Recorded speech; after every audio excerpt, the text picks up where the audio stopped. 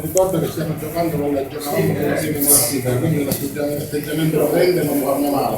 È chiaro che le partite vanno impostate di volta in volta, vuol dire che il mister ha reputato giusto impostare la partita in questa maniera e purtroppo il mercato di gennaio lo aspettate l'ansia è chiaro che a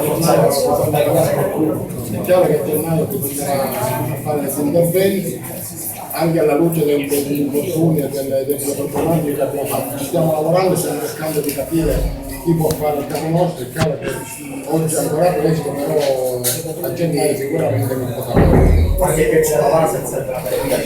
Secondo me non mi sono né pezzi alla maglia né pintate il panno, qua sono tutti i giocatori, chi suda la maglia resterà da Grigello, chi non suda la maglia non c'è né pezzi alla maglia né pezzi, sono tutti giocatori a un certo livello, chi se lo merita rimane, chi non se lo merita.